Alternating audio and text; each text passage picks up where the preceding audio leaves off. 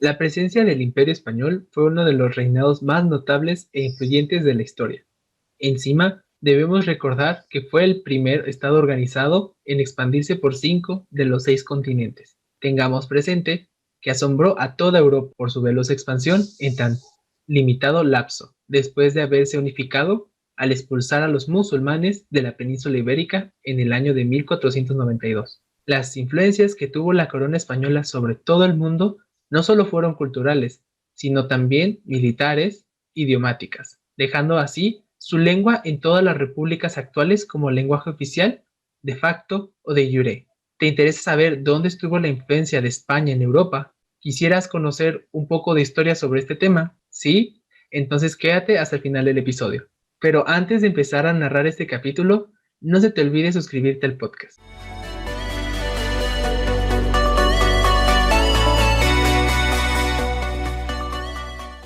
Bienvenido de nuevo a Podcast with a Student en la sección de español, podcast con un estudiante y conmigo Les Camilla.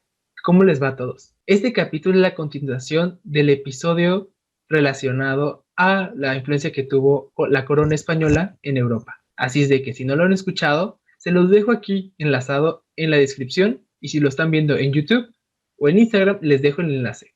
Bueno, también tengo la presencia de uno de los que nos ayudó a narrar el capítulo anterior. Él es un amigo muy cercano y le quiero dar las gracias por estar una vez más conmigo. Así de que, Felipe, si quieres, introdúcete y saluda a todos. Bueno, buenas, ¿cómo están? Estoy emocionado de volver a estar aquí en el podcast, en la continuación del capítulo acerca de la lengua española. Muchas gracias por la invitación. Muchas gracias, Felipe, por estar aquí conmigo otra vez. Y sin más, empecemos con el capítulo.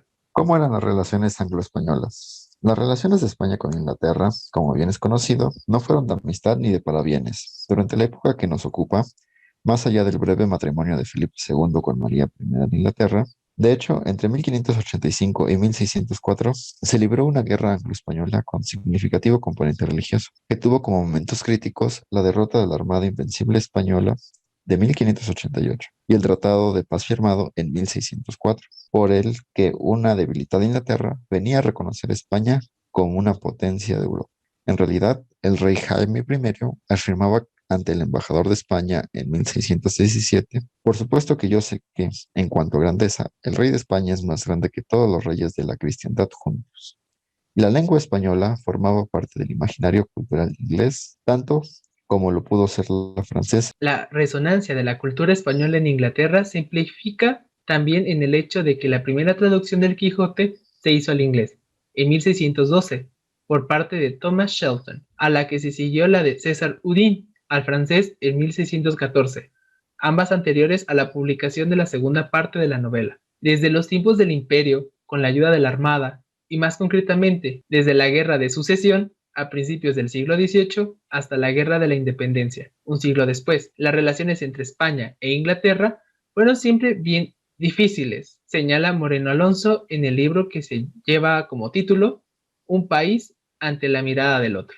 Las hostilidades resultaron inevitables durante los reinados de Felipe V, Carlos III y Carlos IV. Por todo ello, lo más frecuente fue que las relaciones entre España e Inglaterra se convirtieran en un continuo desacuento, que todo nos explica mucho sobre la visión que uno de los dos países tenía del otro, hasta el punto que no fueron pocos los ministros españoles que siempre tuvieron claro que la principal responsable de las desgracias y desaventuras de España en el exterior y en el interior fue Inglaterra, añadió Manuel Moreno Alonso, profesor de Historia Contemporánea en la Universidad de Sevilla. ¿Y cómo eran las relaciones franco-españolas? Las relaciones con Francia siempre estuvieron estrechas y fluidas. Tuvieron su época de tirantez y sus tiempos de confianza. Durante el siglo XVI hubo momentos de tensión, como se deduce de las explicaciones del famoso hispanista César Udín. Según Udín, sus propios trabajos sobre el español los escribió no por amor a España, sino para que sus compatriotas conocieran de primera mano las atrocidades cometidas durante la conquista de América y para que los capitanes franceses pudieran descubrir las tácticas de los españoles. En el siglo XVII, sin embargo,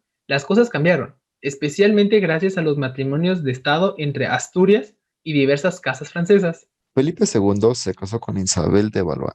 Luis XIII de Francia se desposó con Ana de Austria. hija de Felipe III. Felipe IV se casó con Isabel de Borbón. El deseo de aislar a Inglaterra fortaleció las relaciones hispano-galas, hasta el punto que los numerosos franceses cruzaron los Pirineos en el siglo XVII para desempeñar todo tipo de trabajos en España, como lo fueron comerciantes, agricultores, pastores y entre otras gentes de oficios modestos y no tan modestos. Todo ello contribuyó a que la lengua española estuviera de moda en Francia, lo que llevó a Miguel de Cervantes a incluir en su obra póstuma Los trabajos de Persiles y Sigismunda de 1617 la siguiente afirmación, algo exagerada, es: en Francia ni varón ni mujer deja de aprender la lengua castellana, y es significativo que esta obra se publicara simultáneamente en varias ciudades de España, en Lisboa en Portugal y París en Francia. Y las relaciones con Italia eran buenas, malas o intermedias. En cuanto a los lazos entre España e Italia,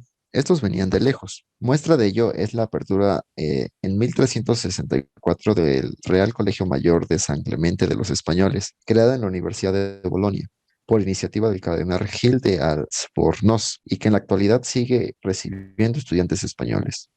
Sin embargo, las relaciones se estrecharon especialmente desde la segunda mitad del siglo XV, cuando la familia Borgia, de origen valenciano, vio convertido a Alejandro Borgia en el Papa Calixto III y después a Rodrigo Borgia en el Papa Alejandro VI en 1492. Recordemos que muchos judíos españoles acabaron en Italia, donde fueron protegidos después de su expulsión.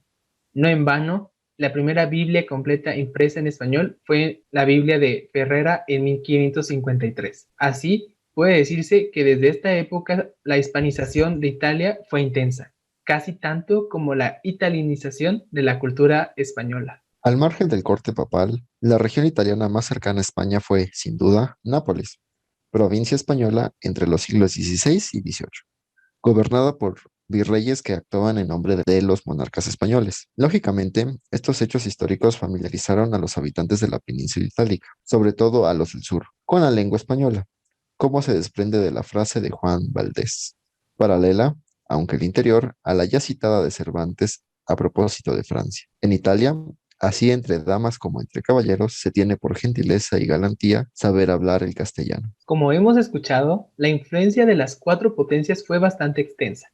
España tuvo sus malos ratos con Inglaterra, pero eso fortaleció su relación con Francia, que, aunque sí tuvieron también algunos inconvenientes, existieron lazos que fueron muy benéficos para ambas naciones y pudieron limpiar sus asperezas. E Italia fue una relación más estable, amable y recíproca.